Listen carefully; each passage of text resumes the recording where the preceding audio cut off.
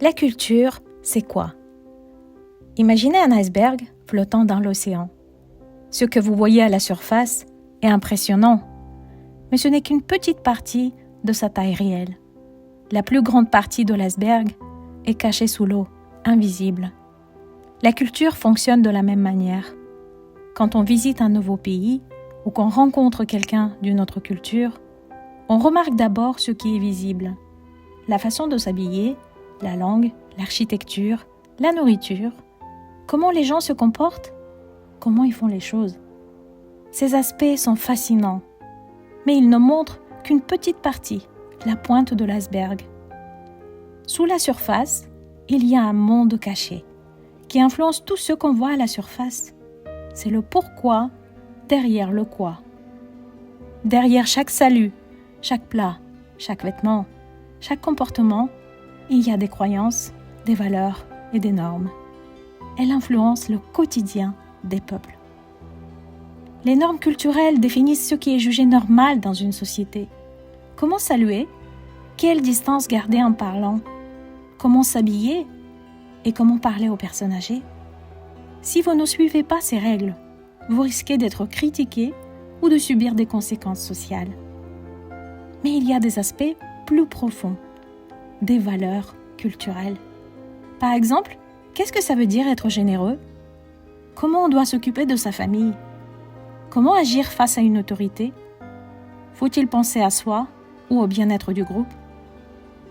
Les croyances culturelles, quant à elles, qu'elles soient religieuses, scientifiques ou superstitieuses, guident aussi notre comportement. Peut-on se réincarner? Les chiffres ou les amulettes apportent-ils de la chance? Une maladie, est-ce une simple pathologie ou un signe de colère des ancêtres? La culture est le prisme à travers lequel nous interprétons le monde qui nous entoure. Mais elle est inconsciente. C'est comme l'eau pour un poisson. Tant qu'on y est immergé, on ne se rend pas compte. Mais dès qu'on est confronté à une autre culture, c'est comme sortir de l'eau. On est surpris, parfois déstabilisé. C'est alors qu'on réalise à quel point nos valeurs, nos normes et nos croyances façonnent notre manière de voir le monde. Par exemple, on arrive en Inde et quelqu'un nous salue avec un namasté en joignant les mains. Pour nous, c'est peut-être un geste curieux, mais pour eux, c'est une expression de respect profond, une reconnaissance du divin en nous. C'est une croyance enracinée dans leur spiritualité. Un autre exemple, manger en faisant des bruits peut être considéré comme mal poli en France. Mais c'est un signe de respect au Japon, où ça signifie que vous appréciez vraiment le repas. Ce qui est jugé acceptable ou inacceptable, ce qui est bien ou mal, change selon les cultures. À chaque rencontre, on entre dans un univers parallèle, où les règles sont différentes. Imaginez un bateau près d'un iceberg. Si le capitaine ne regarde que ce qui est visible, il risque de heurter la partie cachée sous l'eau, comme le Titanic. C'est pareil avec la culture. En se limitant à ce qui est visible, on risque de mal comprendre et de juger.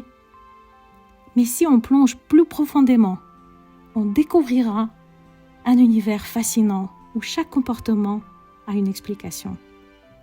La culture est le fruit de l'histoire, de la géographie et de l'adaptation des peuples pour survivre et évoluer.